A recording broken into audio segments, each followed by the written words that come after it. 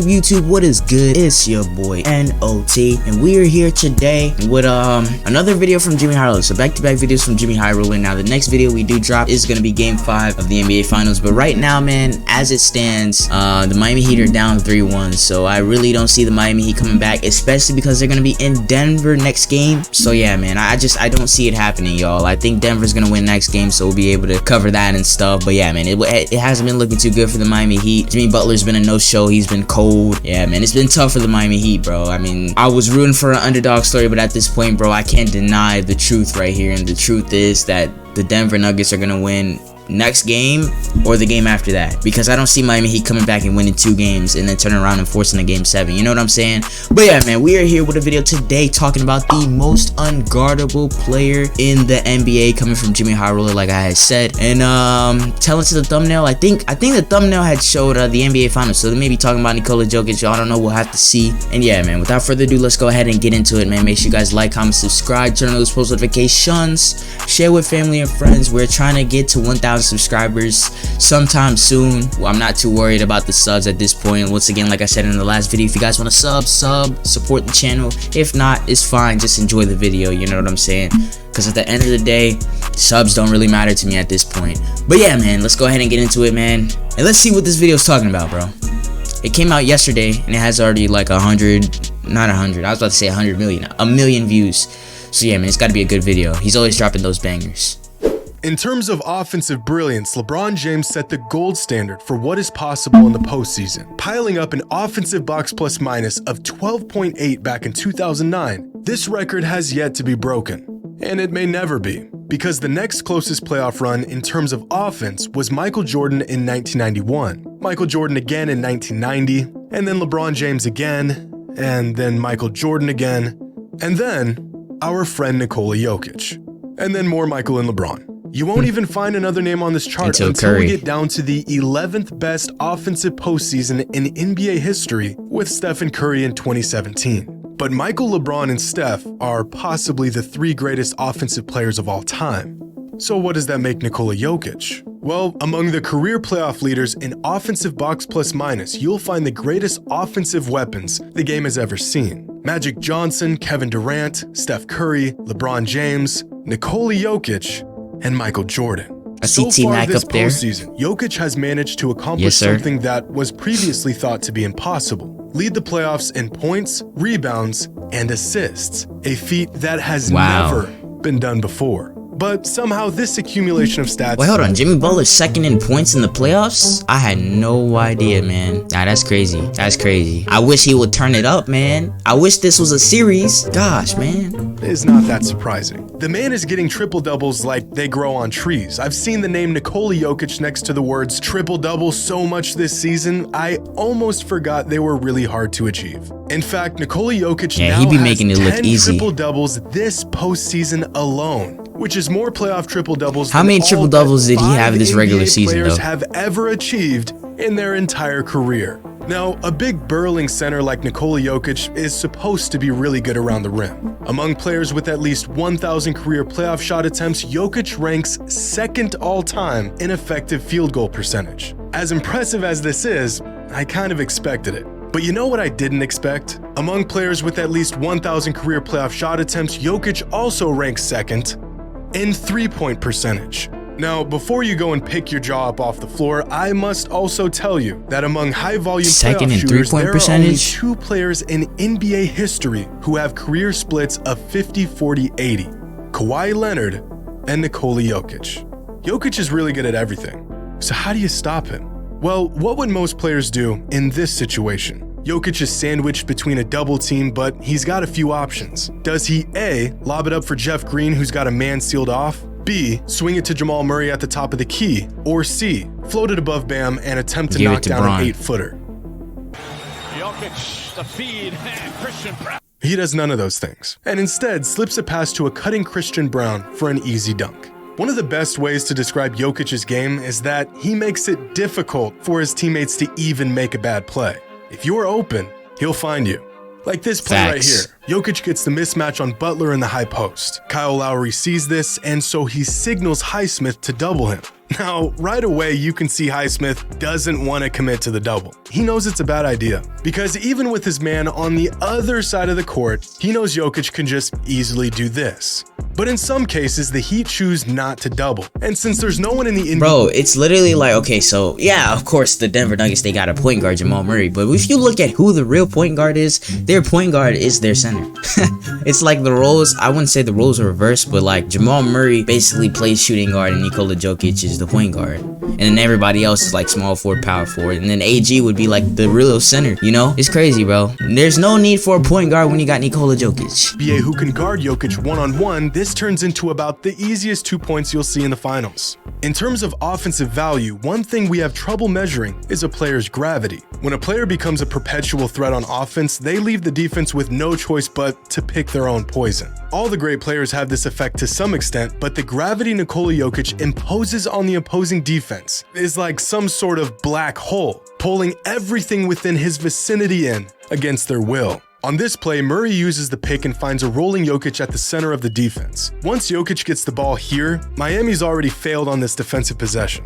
Look around the court. Highsmith is the only defender within 8 feet but the of likely his man. pass would probably Miami be is Green. so consumed with stopping Come to Jokic the at basket. the point of attack that they leave him with 3 open options from which he can choose from. Here's another play from just a few possessions later. It's a different action, but Jokic gets the ball at the center of the defense again. And this time, instead of completely collapsing, the Heat play the passing lane, and Jokic gets a wide open floater. What exactly are they supposed to do in this situation? And this gravity that Jokic imposes on the defense has a reverse effect on his team. One of the many negative side effects to ISO-heavy ball is that even if the player getting the majority of the shots is the best option, it completely disincentivizes his teammates from moving without the ball. And now, since they're less willing to run around and make cuts for what feels like no reason, these teammates end up standing around even more, leading to them being open even less, leading to an ISO-heavy player passing even less, and it just snowballs until your offense is completely stagnant. But when Jokic has the ball, his teammates are engaged, knowing that if they get open, he will find them. Like this play right here. Jokic sets a screen for Murray and Who seals wouldn't want Butler Nikola off. Jokic on Jamal their Murray team? looks to feed Jokic the ball, but Very unselfish. look in the corner. Michael Porter Jr. is already cutting to the basket, and Jokic doesn't even have the ball yet. Porter instinctively knows that if he gets open, Jokic is gonna find him. Now, these are basic motions any team will go through depending on the set, but how many players can still execute the pass that leads to the layup? But Jokic's gravity only works if he is a threat to score the ball. Unfortunately for the Heat, he's really good at that too. Have you ever seen a player get a reluctant 41 points? It's not fancy, it's not loud, half the time it doesn't even look good, and yet no one has found a way to stop it. Everyone knows just how incredible Jokic is. Man, at putting creating Cody offense Zeller with on his Nikola pass, Jokic is but such a I don't violation. think the magnitude of this skill set is emphasized enough. Shaquille O'Neal holds the title as the most dominant player of all time. He couldn't hit a free throw, he wasn't the type to survey the floor for open teammates, but none of that mattered because there wasn't a soul on earth that could guard him. But what if Shaq could knock down his free throws? What if he was one of the greatest playmakers of all time? What if he could hit threes? He'd probably have been the greatest player to ever touch a basketball, right?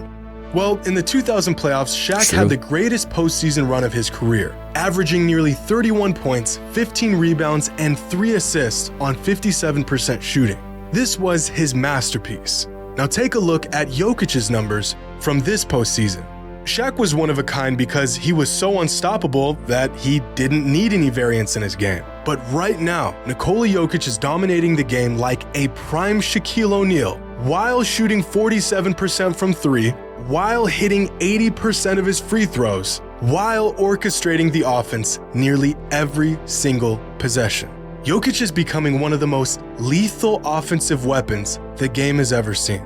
And he's doing it in a way that only he could. Among the greatest offensive players of all time, here's a chart of their best playoff runs in terms of points generated. That's points a player created through both scoring and assists. 30 is the threshold here, but most all-time greats surpass that total. KG, Barkley, and Carmelo all had playoff runs where they generated about 35 points a game. Dwayne Wade is the first player on this list to crack 40 points generated per game in a playoff run. Giannis, Kareem, and Steph all had runs averaging about 42 points generated per game. Keep climbing and you'll find the 9 players who surpassed the coveted 45 mark, and only 6 of them did it in the modern NBA. Allen Iverson's best playoff run that came in 2001, Luka in 2022, Jordan in 1990, Magic in 1986, LeBron in 2018, and Nikola Jokic this season, creating more offense than any player in any season ever. Crazy stuff, bro. Hey, man, Nikola Jokic is something special, bro. Like, I don't even know. He's like yes, like a Magic Johnson, but like with Dirk Nowitzki's length and ability to just like, he's literally modern day Dirk Nowitzki, except he has the passing abilities of Magic Johnson. Like, bro, Nikola Jokic is special. And the crazy thing about his style of play, bro, he's not like a Ja Morant or like a Giannis, like a guy who could just extremely athletic, run, jump, just all that. Like his play style is more settled, I would say. Like it's not based entirely on athleticism, not at all, because you know, that's just how Nikola Jokic is, but it's more based on like IQ. He's more like an IQ based type of player. You guys know what I'm saying? But yeah, his style of play is like longevity. Like, bro, he could play another 15 more years with his style of play and still be very, very, very useful to any team. So they're gonna win next game, bro. I'm sorry. I don't see Jimmy Butler coming back and the Miami Heat coming back from this, especially since I thought they were gonna get Tyler Hero. Turns out they never. Tyler Hero was a no-show, even though he's cleared. I think he's cleared. It's too late, man. It's too late. So they're playing tomorrow. So we'll be back on Tuesday to cover that game, sometime that day on Tuesday to cover that game. But yeah, man, I think this finals run has made me appreciate Nikola Jokic more than anything, because I don't watch the Nuggets like that unless they played my Clippers. I don't watch them like that. And last time they played my Clippers, in the last video, bro, it was murder. It was absolute murder. That was the video where I bashed the Clippers in. Christian Braun getting dunks, Nikola Jokic going crazy, all type of stuff. But yeah, man, that's gonna go ahead and conclude today's video, man. This is NOT signing off, man. Make sure you guys like, comment, subscribe, turn on those post notifications, and we'll be back Tuesday to cover the NBA Finals, and probably more than likely 70 to 30% chance that, you know, the Nuggets do end up winning the championship that game. So yeah, man, and it'll be home too, so it'll be great for the Nuggets. So we'll be able to cover that. And yeah, once again, this is NOT signing off, man. Love you guys. Peace. Make sure to sub, but if you don't, I ain't stressing it. I ain't forcing y'all. Do what you wish. But yeah, man, I'll catch you guys in the next one. Peace, bro. Peace. No water today. I don't got no water today. Foreign got him.